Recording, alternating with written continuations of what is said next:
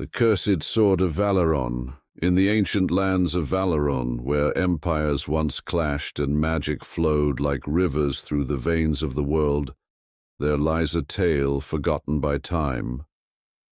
A tale of a man, a blade, and the price of power.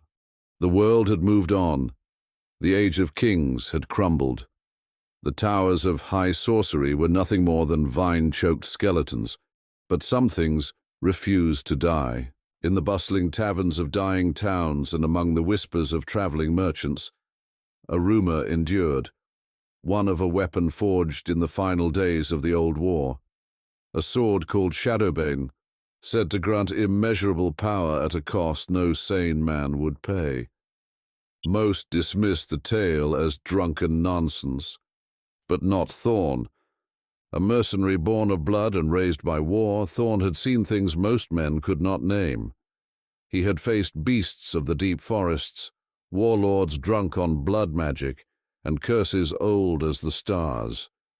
And yet, he feared nothing, until he heard the name Shadowbane whispered on the lips of a dying soldier who swore it was real. "In Black Hollow," the man had gasped, eyes wide with terror. "It waits. It calls." That was enough for Thorne. Glory, gold, vengeance. It no longer mattered. Now he wanted the sword. Black Hollow was not on any map. Few who sought it ever returned. Hidden beneath the cliffs of the Serpent's Spine, its entrance was carved into the earth like a wound. Shrouded by mist, concealed behind the crashing veil of a forgotten waterfall, it yawned like the mouth of a beast. Thorne arrived alone. He brought only his worn cloak, a torch soaked in oil, a satchel of rations, and his father's longsword, just in case Shadowbane proved a myth. The descent into the hollow was steep, the ancient stone steps slick with moss and the blood of fools. As he ventured deeper, silence pressed in like a shroud. The walls around him pulsed with eerie carvings, scenes of men wielding fire and shadow, of kingdoms burning, and a singular figure rising above it all, a sword in hand, his eyes glowing like molten suns. Beneath the last carving was a phrase etched in the dead tongue of the old kingdoms. "Let none draw the blade who wishes to remain a man." Thorne smirked. Good thing I left that behind a long time ago. The chamber at the heart of Black Hollow was vast, far too large to exist underground. Pillars of obsidian rose into darkness. Torches that had no flame flickered with ghostly blue light, and at the center, upon a dais of black stone and bone, rested the sword. Shadowbane, it was beautiful, terrifying, alive. The blade shimmered with shifting light as if stars had been melted down and poured into steel. Veins of crimson pulsed just beneath the surface. Its hilt was wrapped in leather that looked disturbingly like flesh. Thorne felt it before he touched it, a thrum in his chest like a second heartbeat. He stepped forward. As his fingers brushed the hilt, a scream, his or the sword's, echoed through the cavern. Visions poured into him like fire through his veins. A king impaled on his throne, a city drowned in blood. A child's scream, a god's laughter, and a voice, ancient and cruel, whispered, "I have waited, bearer. You are mine."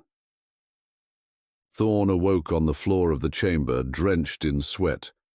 Shadowbane was in his hand. He hadn't drawn it. The sword had bound itself to him. He tried to let go, but the blade did not fall. From that moment, Thorne felt different. His wounds, old and new, had vanished. His mind, once dulled by age and fatigue, crackled with energy. He could hear the heartbeat of the earth, the echo of long-dead voices. but with the power came a weight. A gnawing hunger. The sword did not simply reside in his hand. It lived inside him, feeding, whispering, watching. The months that followed turned Thorne into a legend and a curse. Raiders who plagued the borderlands vanished. Bandit lords who once ruled with impunity fell to a single figure clad in black, his sword trailing smoke and flame. The people called him the Deathblade. But behind the victories lay a terrible truth. With every soul claimed, Shadowbane grew stronger, and so did its grip. Thorne no longer slept. He barely remembered his own name. His reflection showed eyes not his own, glowing faintly like the blade he carried. At times, the sword whispered in tongues he could not understand. At others, it laughed. It demanded blood. And Thorne, whether he wished it or not, obeyed. It was in the village of Eldrin where everything changed. A warlord, Korak the Red, had razed the town seeking tribute and slaves. By the time Thorne arrived, it was already burning. Flames licked at the bones of houses. Smoke choked the air. Corpses lined the muddy paths.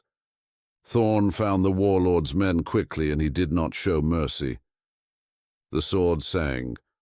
Korak begged for his life. Thorne did not grant it. And then, amid the silence, he heard it. Soft, fragile. A child's sob. Beneath a collapsed cart, a little girl clung to her doll, her arm broken, her face streaked with ash. She looked up at Thorne with wide, tearful eyes and recoiled. "Monster," she whispered. And in that moment the spell broke. That night, Thorne knelt in the ruins of Eldrin's chapel. He placed the blade before him, its edge gleaming in the moonlight. "You've taken everything," he growled. The sword pulsed, amused. "You chose me," it replied, its voice slithering like smoke. "And I made you more than a man." "I was already enough," Thorne said, and he made a choice. With trembling hands, he gripped the blade and drove it into the heart of the stone altar. Screams erupted, his and the sword's. The chamber erupted in light and shadow, the walls shaking with fury. The sword fought back. Images flashed before Thorne's eyes, his lovers, his fallen brothers, the faces of every soul he had slain. But Thorne did not let go. "You will not take another," he roared, and with that, the bond shattered. Thorne was found at dawn, unconscious, pale but alive. The sword remained, embedded in stone, unmoving. No one could draw it. Many tried. Eventually they buried it again beneath rubble and ruins. The chapel became a tomb, the tomb a legend, and Thorne, he wandered. Older now, quieter. The light had returned to his eyes, though pain still lingered in their depths. He no longer sought war. He no longer sought power. When asked about the stories, he would only smile and say, "Some swords are meant to be left in the dark." Deep beneath the earth, in the heart of Black Hollow, the sword sleeps.